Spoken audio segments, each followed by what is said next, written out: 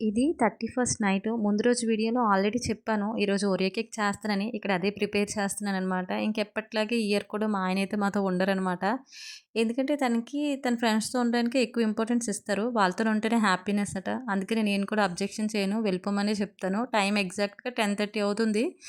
Cake ఇంకా అవ్వలేదు. చేస్తున్నాను. తనేమో వెళ్ళిపోతాను అంటున్నారు. కానీ దాంతో ఒక చిన్న పనుంది. కొన్ని కొన్ని వీడియోలు తీయాలి.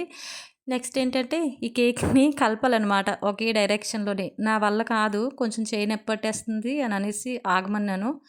సో, తన చేత కేక్‌నైతే కలిపించేసి అప్పుడు పంపించేసాను.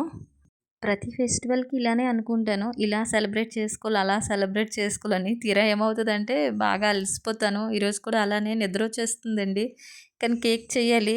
పట్టుకున్నాను కదా! మధ్యలో ఆపేస్తే బాగోదు. పాప కూడా బాగా ఎక్సైట్‌మెంట్‌తో ఉంది. అమ్మ హ్యాపీ బర్త్‌డే, హ్యాపీ బర్త్‌డే అంటుంది.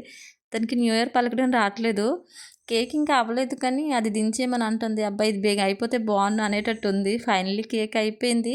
కేక్‌లో ఏటంటే మయోనైసు బాగా టిక్కొచ్చేసింది. దానికి తోడు పాపేటంటే కట్ చేసేసి పిండి పిండి చేసేస్తే పౌడర్‌లాగా అయిపోయిందనమాట. ఓరియో కేక్ టేస్ట్ అయితే చాలా బావుంది. అందుకే ఎప్పుడు కూడా మాక్సిమము బయట కేకుల కన్నా ఈ ఓరియో కేక్‌నే ఎక్కువగా చేసుకోవడానికి ఇష్టపడతాం. ఎందుకంటే టేస్ట్ అంత బావుంది. పేస్ట్రీ అయినా పనిచేయదు. దీని ముందు అంత బావుందనమాట. మా ఆయనకి కొంచెం పీస్ ఉంచేసి రిమైనింగ్ మా పై వాళ్ళకి కొంచెం ఇచ్చేసి మిగిలిందైతే పాప నేను తినేసామనమాట. పాప కూడా చాలా ఇష్టంగా తిన్నది.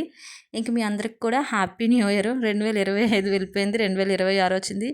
ఈ ఇయర్ బావుండాలనుకుంటాం కానీ ప్రతి ఇయర్ అలాగే అనుకుంటాం. కానీ అన్ని రోజులు ఒకలానే ఉంటున్నాయి.